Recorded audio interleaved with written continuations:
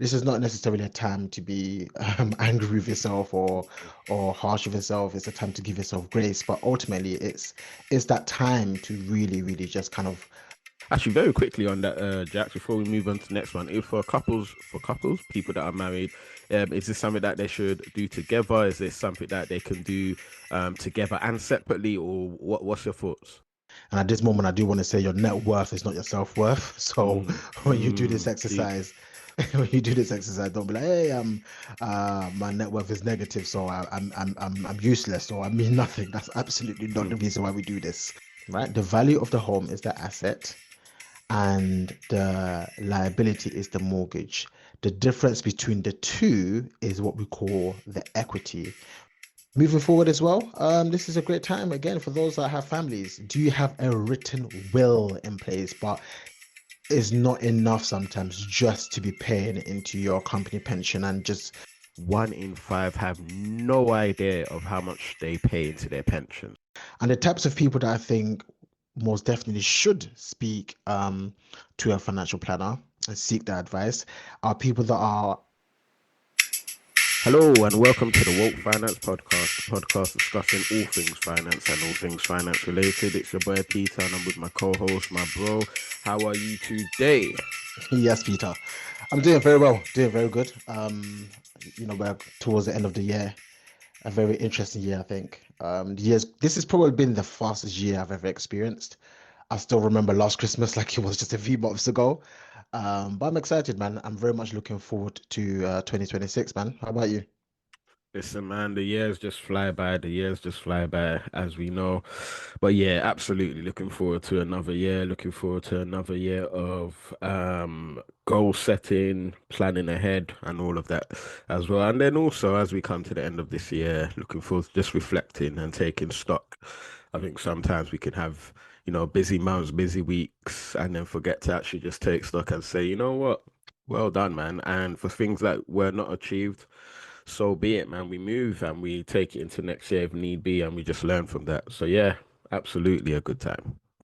No, I totally agree. Totally agree. I think I've got one of those problems of stacking up all the things I want to achieve in a year.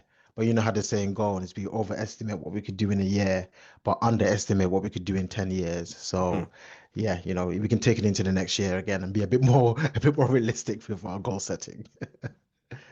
That's actually deep, very deep, and so true. But yeah, no, good to hear from you, my bro. And for our listeners, we've got another episode for you, and we've obviously been talking about the years.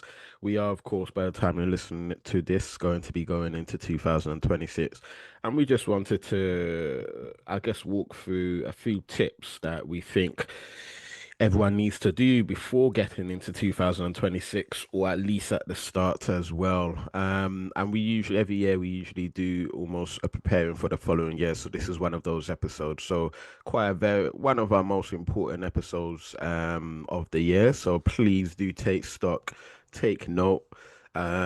Listen to this episode, maybe play it back again, share it with others, begin a conversation. If there's something, we'll be touching on a few things here. If there's something you've heard and being honest with yourself, you've never actually thought about, spark a conversation with someone. Say, hey, yo, you know what? I've never actually thought about this and I heard about this on the Woke Finance podcast. What do you think? So yeah, this is gonna be one of those episodes. But Jax, we're gonna kick into it. So I guess things that people need to think about financially and preparing for financially for 2026. Yeah, gonna hand over to you on this one. Yeah, man. I think we can very much start off with taking inventory of what's happened this year. So probably something we can start doing now before we even get into 2026, or we can start doing in early 2026, which is do a quick review. Do a quick review. If you are a long-term listener of the Walk Finance podcast, we do talk about doing financial reviews, sometimes multiple times a year. And sometimes the best times to do that here in the UK anyway is often during, let's say, the beginning or the end of a tax year, which is often early April, but also the beginning of the financial year or the calendar year, sorry. So the beginning of January or, of course, the end of the year, which is December. Yeah, this is a good time to just do a quick review, look at some of the goals that you might have had financially for the year. Did it go well? If so, why not? And if it didn't, why not? Those kind of things. What didn't go well? What was you not able to achieve and why? This is not necessarily a time to be angry with yourself or harsh with yourself. It's a time to give yourself grace. But ultimately, it's that time to really, really just kind of review what has happened over the year and how you can best prepare for the next year. So that's how I would start off. It's so funny because when I usually reflect, and maybe I've noticed I haven't achieved something, it's usually down to what you mentioned in the beginning. Sometimes we overestimate what we can do in 1 year, but underestimate what we can do in 10 years. So it's really been good for me, particularly I would say in the last 2 years, I've really broken things down into smaller bite-sized chunks. And instead of having, I don't know, 12 goals that fit into many different areas, I've just cut it down. I've cut it down. And that's proved quite fruitful. Yeah, absolutely, absolutely. I think, this takes time, and there is actually a beneficial experience of actually doing these things over the years because you kind of get to a place where you start to realize how to actually set goals, how to actually review it properly, understand why it went wrong. And the more you do this over the years, the more easy it actually becomes. And I think the key word I also want to throw in here is grace. For real. Giving yourself grace because again, like myself, I do set really, really tough goals. I can be very, very ambitious with my goals. And sometimes I can be hard with myself. Like, why did I not do this? Why did I not do this? Just the other day, I was talking to my wife and we were going through some of the things that I was able to achieve, not just financially, but even in my career and all the exams I've had to take this year, and realizing I've actually done quite a lot. Mm. So yeah, sometimes doing the review, actually allows you to see what you've done well as well. And I think we should really, really pay attention to that and practice gratitude for that as well. I love that. I love that. That grace is so important, but that grace also allows you to reflect introspectively, but also honestly. So I'm gonna give a basic example. Someone said they want to save, I don't know, £10,000, for example, by the end of the year, but at the end of the year, they've only got about £5,000.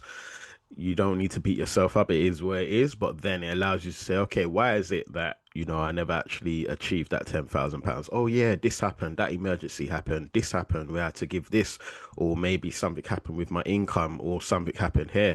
And when you actually pinpoint those things, you get to understand, okay, and then this is how I responded. Okay, this is how I usually respond in these circumstances. So in reality, moving forward, it may mean that I may not be able to save much, or in reality, maybe this is what I can do so I can still hit my goal. But ultimately, it's not even about beating yourself, it's about learning more about you and being honest and reflective, and then thinking about, okay, what can I do next year? And you may conclude, okay, instead of setting a 10,000 target, I'll set a 7,000 target. And that's just Yes. part of life, man.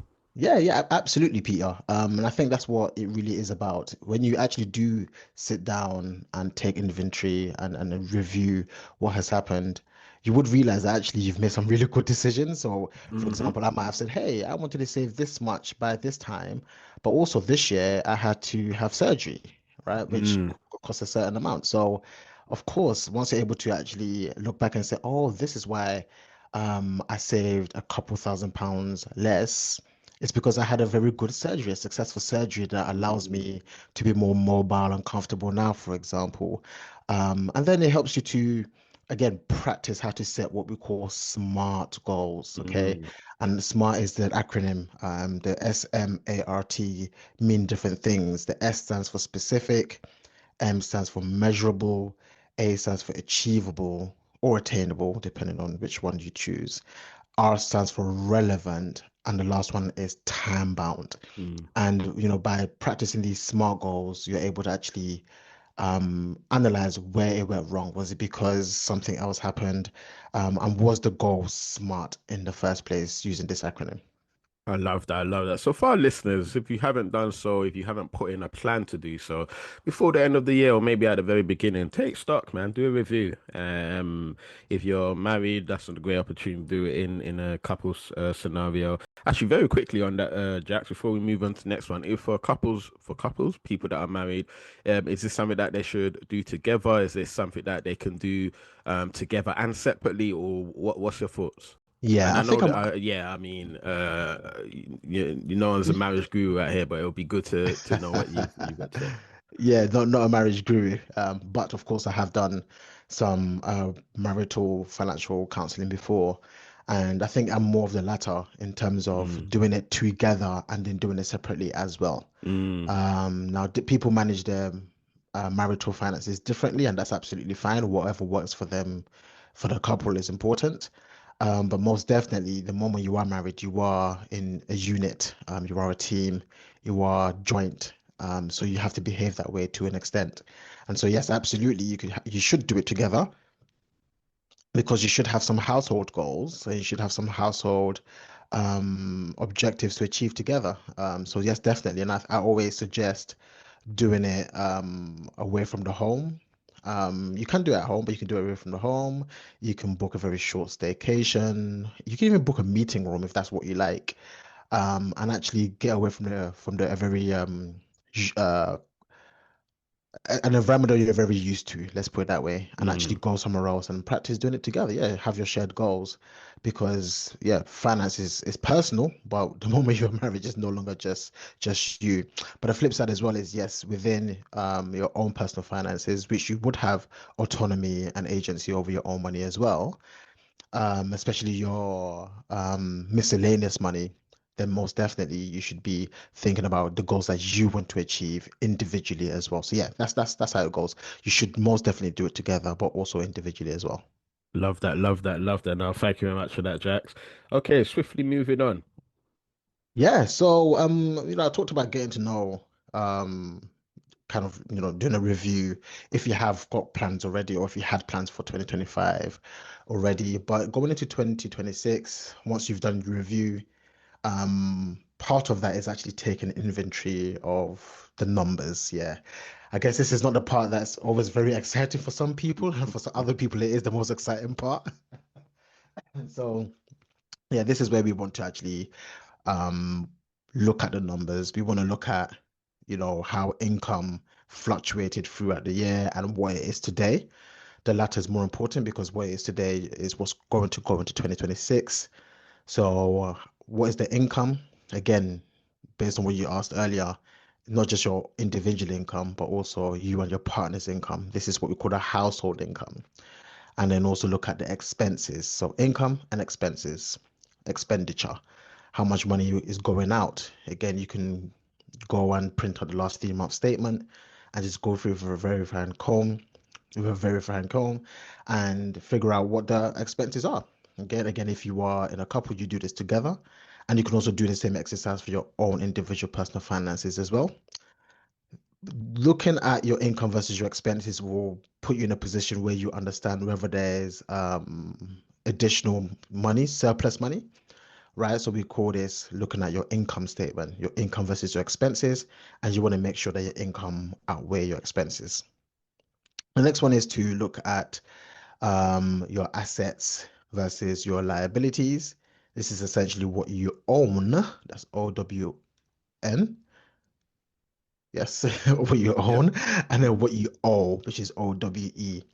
And essentially, what you're looking for here, ideally, is that your assets exceed your liabilities. Assets, we're talking about things that have value, that put money into your pocket. So it could be stock shares, bonds, ISAs in the UK, 401ks, Roth IRAs in America, your pension values, and that kind of stuff. And then and even your assets as well as your equity in your home as well. And then your liabilities are things like your mortgage, how much you owe on your car, any other credit card debt, etc. So again, doing this will give you ultimately what we call your net worth.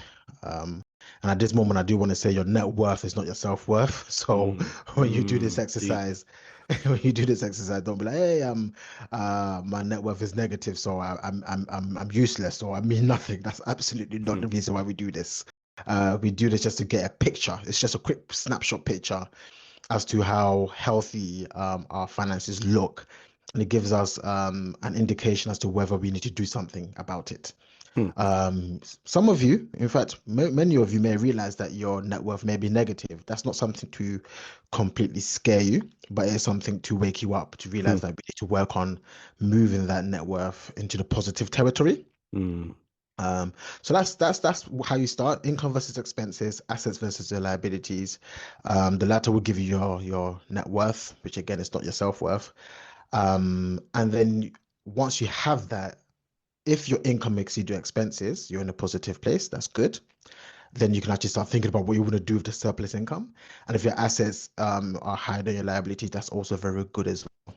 Okay. So that's probably number two. That's one of the things I would say people should really be doing.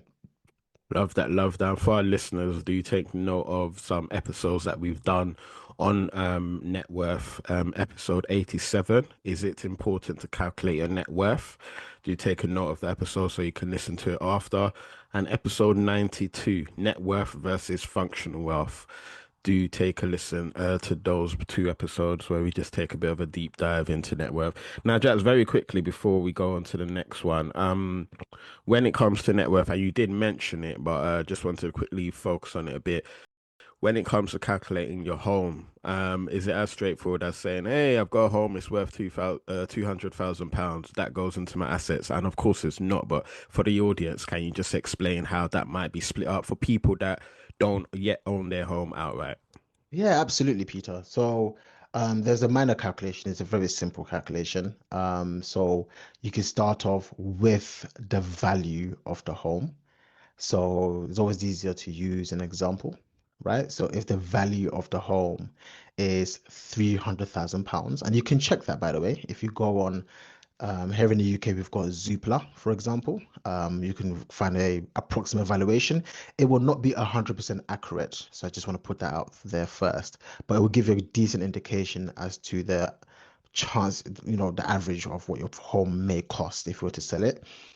So let's say it's £300,000, but then for the majority of people, there will also be a mortgage, and a mortgage was the loan that you'd have got from the bank to be able to purchase that property. So that mortgage is the liability, right? The value of the home is the asset, and the liability is the mortgage. The difference between the two is what we call the equity, which is actually the ultimate value of the asset, right? The net value of the asset. So if the value of the home is £300,000 and the mortgage is £200,000 left to pay, then the total value of the asset is £100,000, if that makes sense, or the total value of your equity, how much is on the assets sheet, is £100,000. So I said that one more time. The value of the home is £300,000. The mortgage on it is £200,000. The value of the home is the asset. The mortgage is the liability. And the difference between the two is what you actually own, which is ultimately what goes on your asset sheet. And the £200,000 mortgage will go on your liabilities.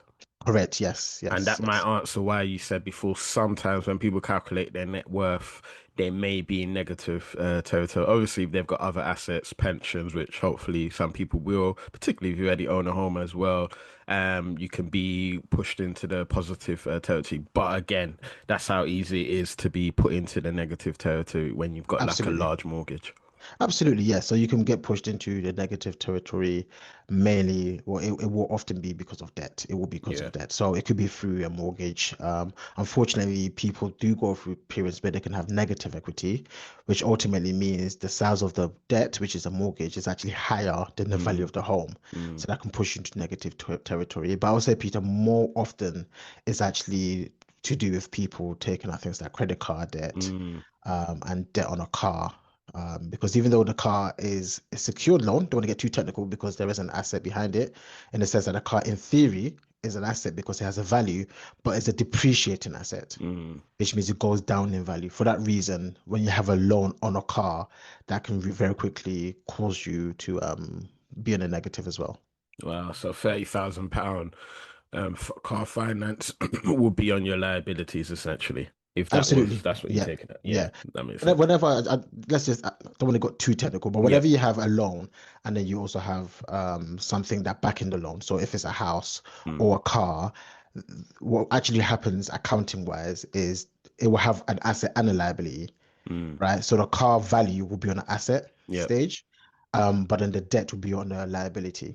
Makes And sense. because for cars is a depreciating asset, when you do the maths, Mm, ultimately you're in a negative. mm, Yeah. Whereas when you were doing it from a house, because houses tend to go up in value, often when you do the maths, then yes, actually you're in a positive. That's how it understood. works. Yep, yep, yep, yep. Because every time you do a review, let's say that car is on that asset column, every time you do a review, technically the car potentially would go down, particularly as the years go by as Correct. well. Yeah, Yes, that makes absolutely. sense. Yeah, yeah. Wow. Okay, anything else on that before we move to the next point? Yeah, so at this stage, this might be a great time to actually start thinking about what your goals are, what your Mm, objectives are, any aspirations that you have. Sometimes it could be informed by the exercise of looking at your income versus your expenses and your assets, manage your liabilities.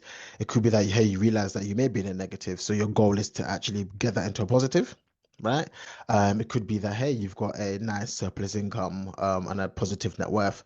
So you want to think about how you can benefit from that, how you can use the extra income to maybe boost your standard of living or to grow your asset base even further so you can retire even earlier, for example. So at this moment, this is probably a good time to start thinking about any goals that you have, any objectives, and any aspirations that you have as well. mm. Love that, love that, love that. Brilliant. Okay, so we've got two things for our listeners that you need to start thinking about if you haven't done so already, which is brilliant. Jax, we've got a few more. Yeah, so number three, now we're getting into the crux, the real things that people can definitely do. And I think this is very, very valuable for anyone who just wants a guideline as to how to start thinking about financial products that they need, ideally, or want to basically protect their finances, to grow their wealth, and to help them retire comfortably as well. As you would know, Peter, we have got episodes that walk through the journey of actually building wealth and protecting your wealth as well. But very quickly, I'll just touch on a few things that very early on in your kind of planning for 2026, things that I think people definitely need to start thinking about, which I call the financial foundations, is do you have an emergency fund in place? You can call it a contingency fund. You could call it a cash reserve, which is what I tend to call it, which is just a pot of savings that will be worth at least 3 to 6 months of your salary or expenses. Some people say salary, some people say expenses. An example is if you save or earn or spend £2,000 a month, and that's your number. 3 months will be 6,000, 6 months will be 12,000. So you want to save that in a savings pot, no risk. And that should protect you should you want to leave a job or life throws its many different curveballs at you, then you have some sort of buffer to solve that issue. We often call this your self-insurance. So that's an emergency fund. Your insurances, okay, so your life insurance. If you do have children, I specifically say, in my opinion, it's non-negotiable to have life insurance. That should protect you in case the main breadwinner or one of the breadwinners passes away, then the insurance kicks in and looks after the children. But other insurances are important as well. The next one I think is very, very important is income protection, particularly for those people who are self-employed. And then the last one is critical illness cover. Now, there's many, many different types of insurances. I've named the three that I think are most important for most people. At this moment as well, I would encourage people, if you are employed, this is a great time to find out all the employee benefits that you have. So because some people will have something called sick pay, right? Which will pay them for a period of time if they do become sick. So find out how long that is.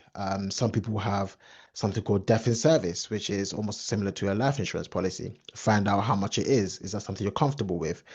Use this time to find out all your employee benefits and ask yourself, is this sufficient for the kind of protection you want for your family? moving forward as well, this is a great time again for those that have families. Do you have a written will in place? But not just is it written, is it being updated and reviewed? Maybe your nephew that you wanted to leave some money to is now behaving like a madman. You don't want to you don't want to include him in your will It anymore. happens. It happens. So there were all these things that you may want to consider. So you want to review a written will, and at this moment as well, it's good to see whether you've got something called a power of attorney. In a power of attorney, there's two different types. One looks after your health, the other looks after your finances. So again, and this basically kicks in should you unfortunately lose some sort of mental capacity, then someone should be able to make some decisions for you. So these are just financial products that obviously serve a purpose, and I think particularly for those people that have families, are again, in my opinion, non-negotiable. Emergency funds, insurances like life insurance, income protection, and critical illness, having a written will, having a power of attorney. These things form the foundation of our personal finances. Hmm.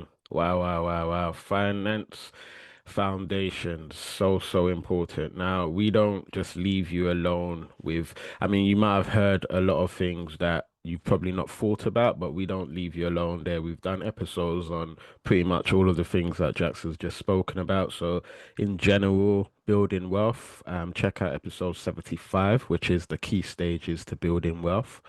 Jax mentioned some insurance products. Do check out not quite a recent episode, episode 231, and this is where we talk about three insurance products everyone should consider. So do check that out. Again, take a note. And then finally, Jax just spoke about will writing. We've done a couple of episodes where we've mentioned will writing and we've taken a bit of a deep dive into it.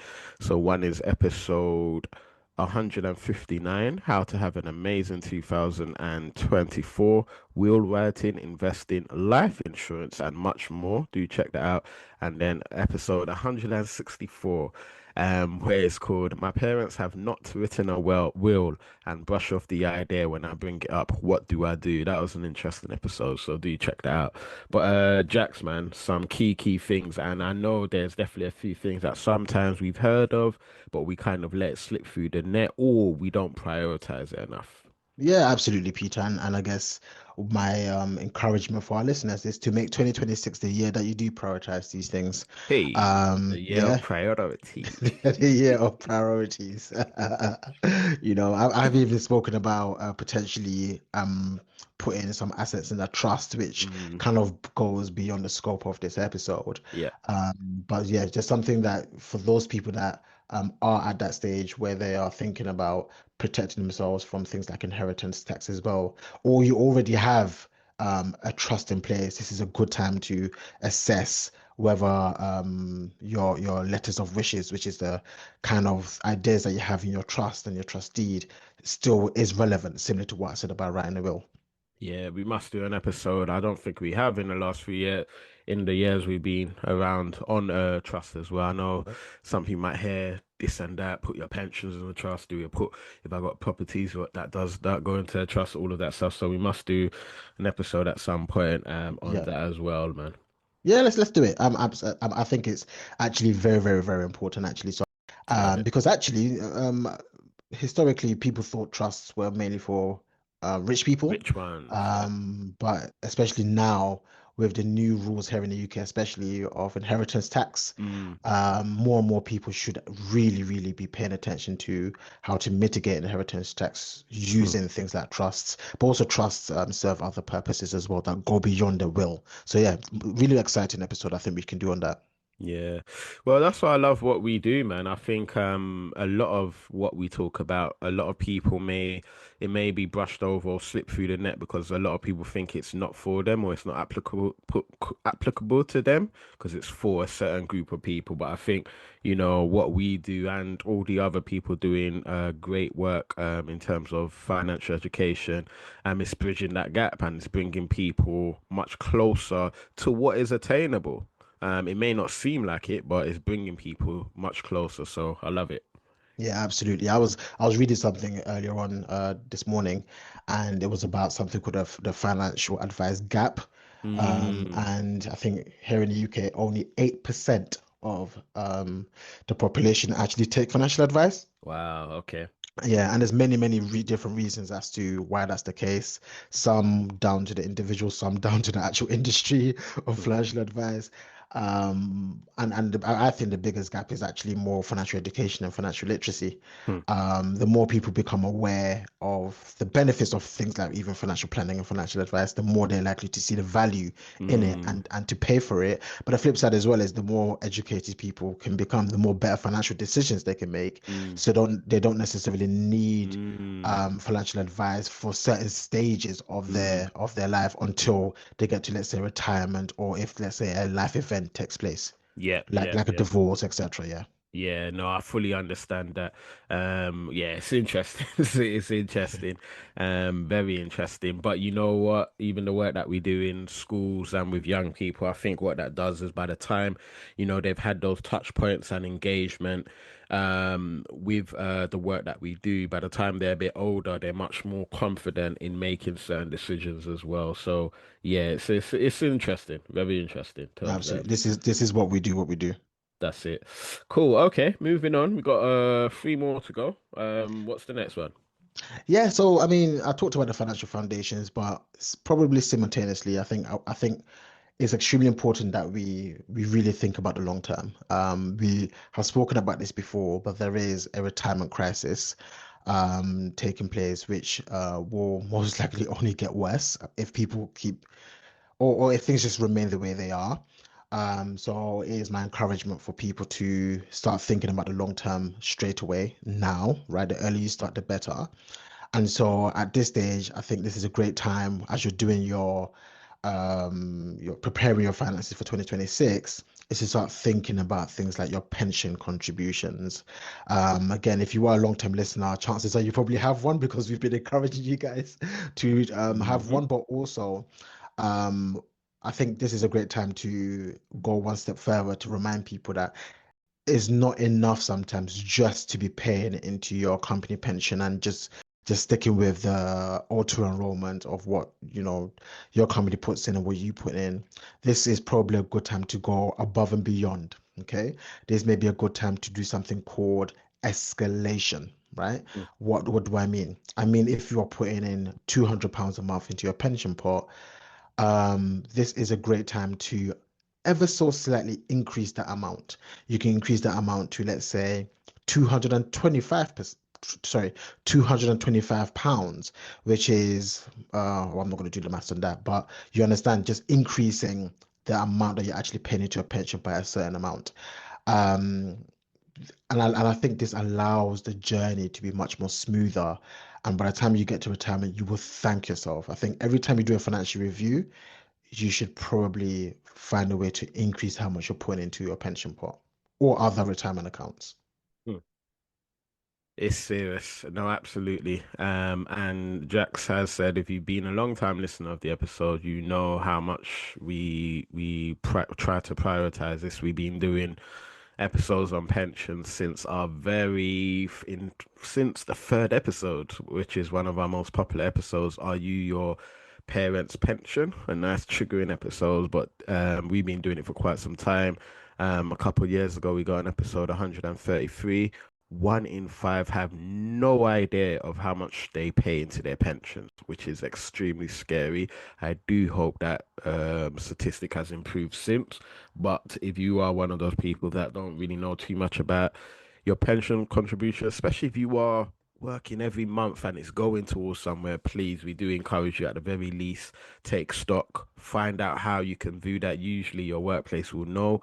You can have an online account with most pension providers, workplace pension providers, and you can check that immediately. And finally, on those workplace pension provider accounts, they usually have all sorts of tools like retirement calculator tools where you can play around and see how much will you end on if you continue contributing in the way you are currently. And usually you'll find out, as Jack said, you might need to make an adjustment and some increases here and there, ideally every year. But yeah, so it's very important. Love that. Yeah, absolutely. A great time to find out if your company has a better matching scheme. So Mm, many companies will match you up to a certain amount. What I mean by that is they will give you free money up to a certain amount. If let's say you put in an extra 5%, they may decide to put in an extra 5% into your pension pot as well. So I think it's extremely important to find out if that's something they will do. And in my very humble opinion, if they do, it's a no-brainer. You should definitely take it up, in my opinion. No, I love that. I love that. Anything else on the longer term aspect because it's 2026, but what we're talking here, it won't probably be relevant until like 2050 for some people. So anything else, and when I say that relevant for then, but the fact that we've got that much time, it's difficult to look at it backwards. But the fact that we've got so much time, it's almost like we need to even focus and take advantage of that time. But it's not always easy to see things like that, which I understand. Yeah, absolutely. I mean, we done an episode on the power of compounding. Mm. And I think this is a great time to go and play with an investment calculator or a compound interest calculator, and see the benefits of starting early. It doesn't just have to be through your pension pot. I mentioned pension pots because here in the UK, it's an extremely tax efficient way of investing for the long term because you get that free money, but you also get that tax relief as well going in. Um, Again, in America, you've got your 401k, etc. But also we have other products that are very tax efficient too, that are even more flexible. So here we're talking about things like stocks and shares ISAs here in the UK. In America, you got your Roth IRA and stuff like that as well. So this is a great time to play around with the compound interest calculator. And again, this is why earlier on I mentioned doing an exercise of looking at your income versus your expenditure. Mm. If you have a surplus income, you can now decide where that surplus income can go. And that can go towards putting more money into your pension, for example, which is very tax efficient, or putting money in a stocks and shares ISA here in the UK, which is again an extremely tax efficient way of investing for the long term with the flexibility of being able to draw from that account whenever you want. Love it, love it, love it, man. And Jax mentioned a compound interest calculator. We did do an episode 3 years ago, episode 66, The Power of Compound Interest, where we done a live demo of using the calculator. So do check that out and learn how you can use it too to make some conservative projections about your financial future. Jax, anything else on this particular area in terms of the longer term thinking? Yeah, I mean, look, long term, there's other things to consider. If we're sticking on the topic of financial products, there is something here in the UK called a lifetime ISA, which there's a lot of communication taking place literally as we speak about it potentially changing. It is my very humble opinion that if you do not have one open, probably you want to open one. Because if they decide to stop people from using it, usually there are some sort of protection for those who already have it, kind of thing. So even if you just want to put just a few pounds in, depending on the platform that you use, they may have limits as to how much you can start the account with. But it is my very humble opinion that it is a good idea. If you are listening to this episode, you might even want to do it today. Just to Just just a to have pound. just a pound, just to get it open so that it's there. So that's something you can use as well on the topic of financial products. But we're thinking in long term as well. I think what you want to think about is your family members. This might be a great time to speak to. I know a lot of our listeners are below the ages of 50. So chances are you may have elderly parents who may already be at retirement age or approaching retirement age. This may be a great time to have some conversations as to what they are planning for their retirement and stuff like that as well. Yeah. I mean, have I missed anything, Peter? Is there anything you think No, I think that key one, as you said, that conversation thing. I think sometimes people can kind of brush it aside until it's time to have that conversation. So no, it's quite important. Thinking about that. yeah, absolutely. Hmm. Okay, cool. So we got one more and then also a bonus one as well. So let's go to this fifth one. Yeah, yeah, yeah. So, I mean, what I've spoken about is things for the short term. You called it your financial foundations, which is your insurances, etc., your emergency fund. We then said, obviously, it's very important to think about your long term. because we are in a looming retirement crisis, and we want to be able to simultaneously prepare for retirement as early as possible using the power of compounding, escalating how much we're putting into pensions, etc. That's great to do. So now we're looking at our short term and our long term, which is fantastic. But we cannot neglect the medium term. Hmm. And the medium term consists of what might take place in 2026 itself. Or things that we might be thinking in 2027 or even 2028. These are medium term. And I think the most common thing that happens during this period are expenses that we kind of know are coming. So we want to make sure we make provisions for those things. So what am I talking about? If you know next year or 2026 is the year that you want to buy a new car, in 2026, if you want to go on a holiday, in 2026, if you've got friends that are getting married, or you are getting married, all these different purchases require a decent sum of money.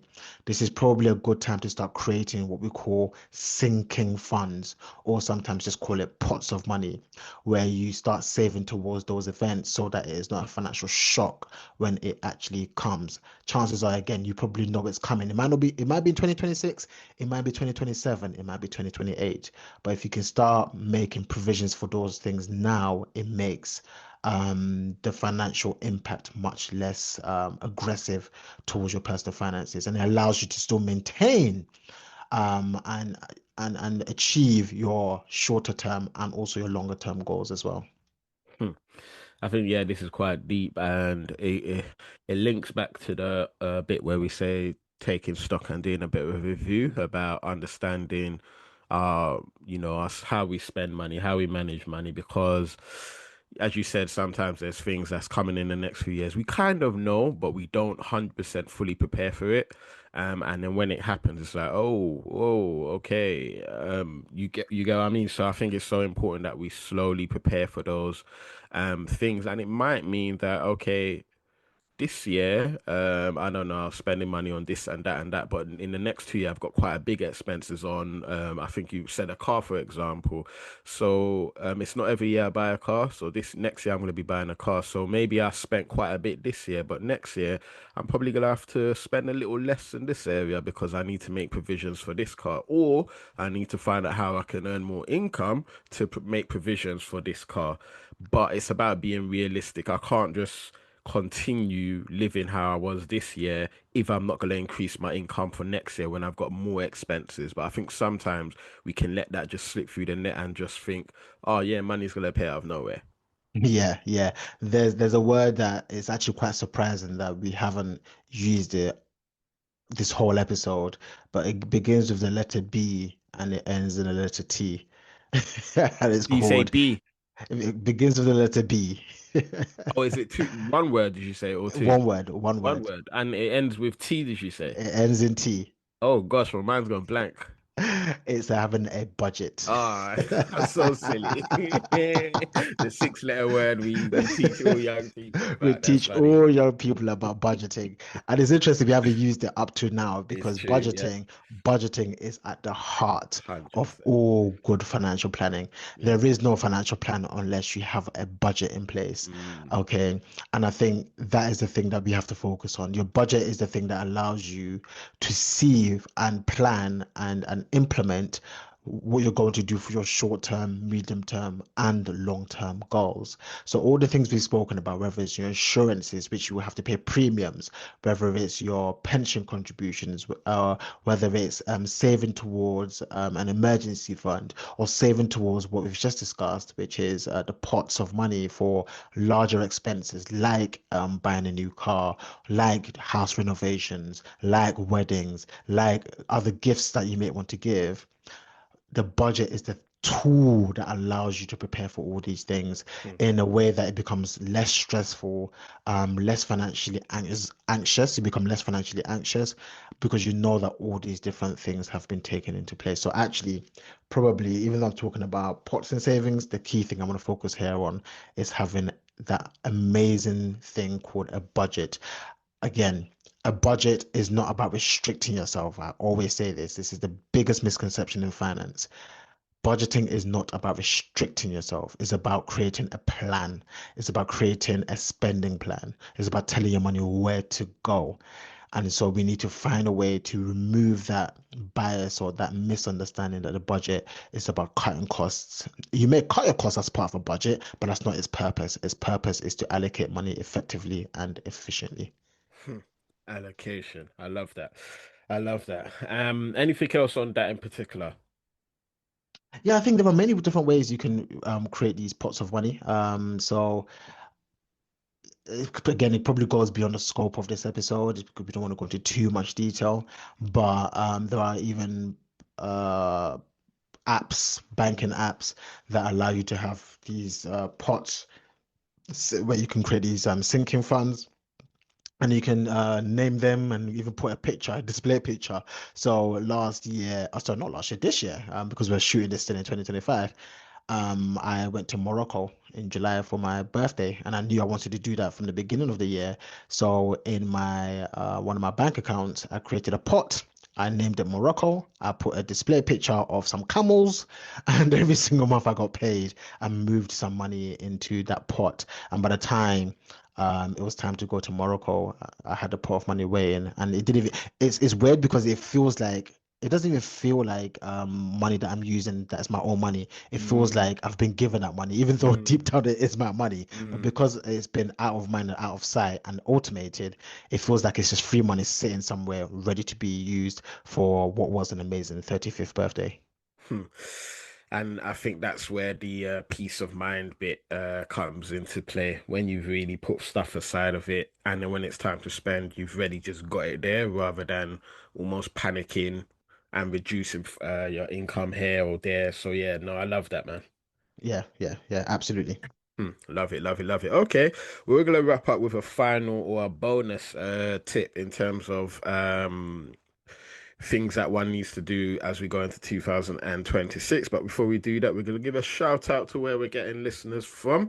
And this area is called Sussex Inlet. And this is actually a small town, a very small town in Australia.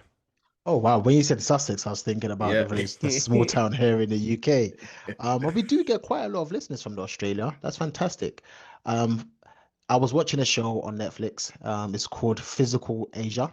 Um, and unfortunately, Team Asia went out, but they were actually my favorite team, with my favorite characters. Anyway, welcome to the Woke Finance Podcast. You are here with myself, Jax, and on this podcast, we talk about all things finance and all things finance related.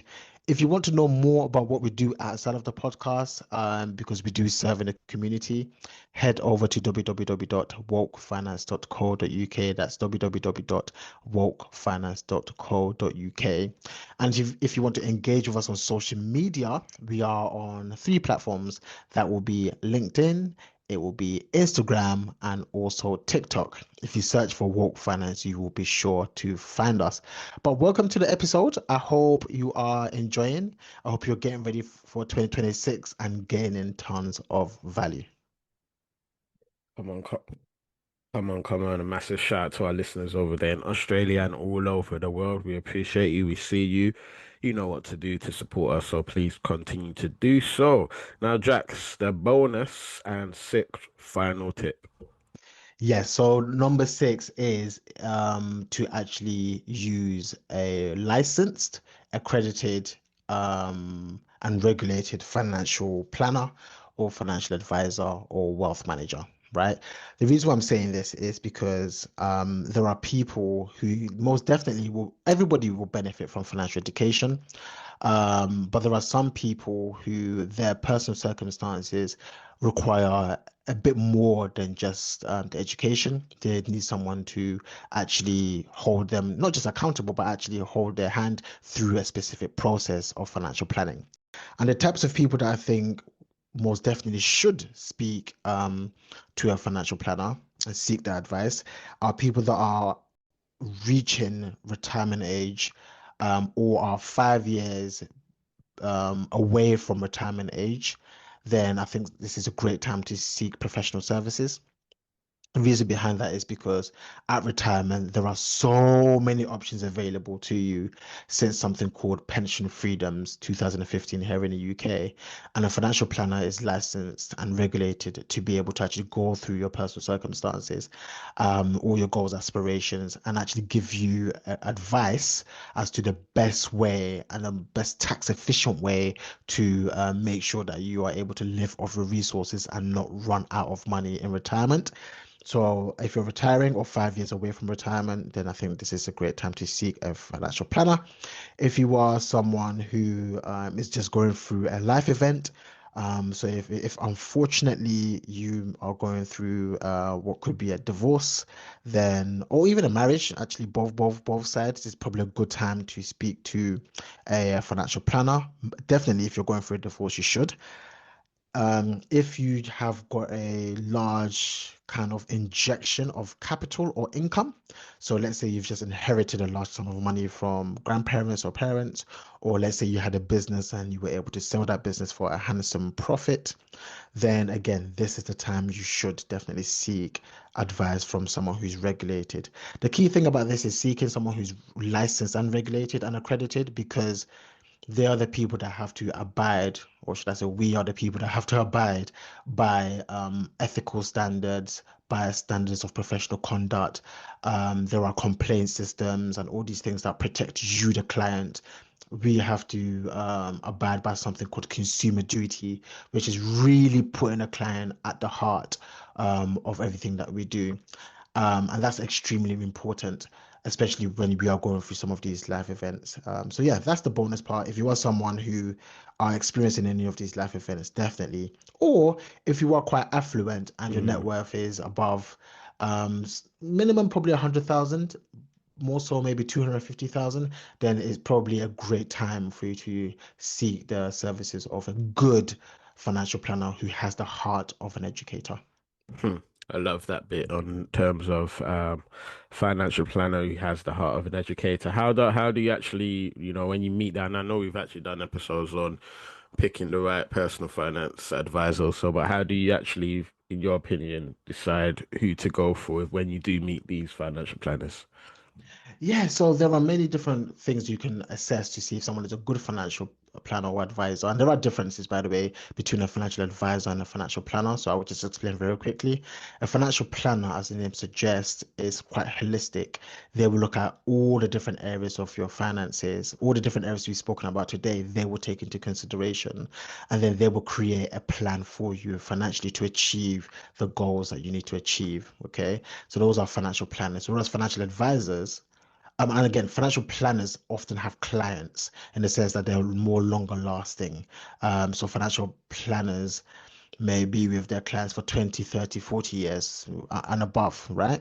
Mm. Whereas financial advisors are often more customer centric in the sense that it could be more transactional. So you may go to a financial advisor with a specific need, and then they can kind of recommend you the specific product to meet that need. Mm. So yes, all financial planners are also financial advisors, but not all financial advisors are financial planners. So just keep that in mind as well. To confuse you a bit more, what you Mm. find is a lot of financial planners just call themselves financial advisors because it's easier for the public to understand what they do. Yeah. Yeah, no, I So totally understand that. yeah. So there's that. You can just go online and there are different platforms out there, for example, Unbiased. And you can, search for a financial advisor. Ideally, you want to look for one who's got the right qualifications, got the right experiences, maybe specializes in a specific field. So one of the examples I gave was, let's say you've been divorced or you've gone through a bereavement, for example. There are specific financial advisors who specialize in that area, so you want to look for those. If you are someone who is quite affluent, high net worth or ultra high net worth, you want someone who probably calls themselves a wealth manager more than just a financial advisor, because they will focus more on things like inheritance tax planning and how to use trusts to protect your assets and pass your assets on, and all these other things like family investment companies, all these things I haven't spoken about before, which we'll touch on next year. um, yeah, it is important you pick the right financial advisor. But if I'm honest with you, the best way, I think, to find a good financial advisor is referrals. So someone who has used one before, if you do know someone who has used one before, and is and has good things to say about that person, then obviously that gives you first-hand first-hand opinions about whether someone's good or not. Mm. I love that. I love that. I love that. No, thank you very much for that, Jax, man. For our listeners, hopefully that's been quite useful. And there was somewhere along those six different um tips or things to do before 2026. That was quite useful. So just as a recap, we got number one, do a review of your finances over the last year, what went well, what didn't, and what can you really do to improve things. Secondly, get to know your numbers, take inventory, find out your net worth, your income, expenses, your assets and liabilities, and that will then help you to start writing out your goals and objectives and some short to long term aspirations. Third thing we mentioned was around your finance foundation, so things like emergency fund, insurance, will writing, and really having a look at that and seeing what you need to do to build those things or put those things in place. And then you want to start also thinking about your longer term financial health. So things like your pension contributions and really taking a deep dive into understanding the current state of your pensions and how you can really maximize contributions over the next few years or even decades for some of our younger listeners. And then the fifth one was around pots, saving pots or sinking funds. All of us would have some sort of purchases we want to make in the next 1 to 3 years. Let's start being intentional and look at our budget so we can allocate the right amount of money to the different pots, which will go to the different purchases, whether it's a car, a wedding, gifts for other people, all of that stuff. Let's not put our head in the sand, but let's be intentional. And then the final tip, particularly if certain things have happened, whether you've got a income injection or you've just managed to grow your wealth to a certain size, really consider getting a financial planner or financial advisor, as Jax mentioned the difference just a few minutes ago. So you've got six things that you need to be focusing on. We have it there for you. Do listen to this, as I said at the beginning of this episode. Play it, begin conversations with your friends, spouse, family, all of that stuff. Now, Jax, before I let you go, is there anything you want to leave our listeners with? Well, first and foremost, what a year it's been. It's been a very, very Mm, interesting year, 2025. Like we said earlier, as you're going through all these different touch points, it's important to give yourself grace. It's important to have a heart of gratitude. And as you are thinking about your 2026 goals and plans and objectives, yeah. always thinking about setting smart goals. As you're setting those smart goals, understand that look, the moment you set a goal or a plan, it kind of fails straight away. So always remember to review those plans throughout the year as well. Hmm. I love it. I love it. I love it. You mentioned gratitude, Jax. What's one thing you're grateful for this year? Something in relation to finances that you maybe use? And you kind of mentioned one in terms of your holiday, so it might be that, but what's one thing you're grateful for this year?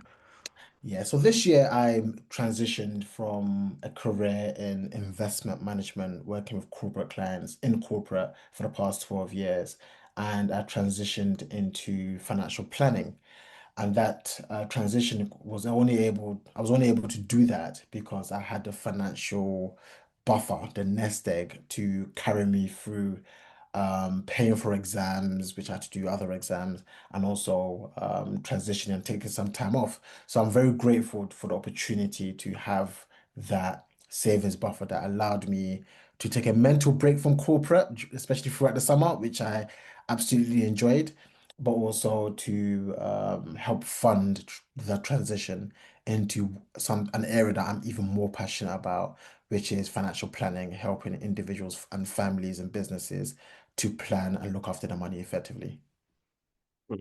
I love that. Yeah. I really do. I'm not going to let you get away. What about you? Hmm. What are you grateful for, I think, ideally from a financial perspective? yeah, I think for me, not too long ago, I just come back from Nigeria, which is where I'm from, heritage wise. And yeah, it was obviously not a free trip. Had to do as you mentioned in terms of saving pots and sinking funds over a period of time. So by the time I did go out, although it wasn't like a cheap trip, it didn't feel like overly expensive or anything because I already put money aside for it. So yeah, for me personally, fantastic trip. So yeah, definitely one thing that I'm very grateful for, just the ability to actually go there as well. So yeah, that's definitely me, man. Fantastic, fantastic. Hmm. Okay, man. For our listeners, thank you for tuning in. Keep doing what you're doing. Hopefully, this has been very useful. And remember, all Stay stay woke.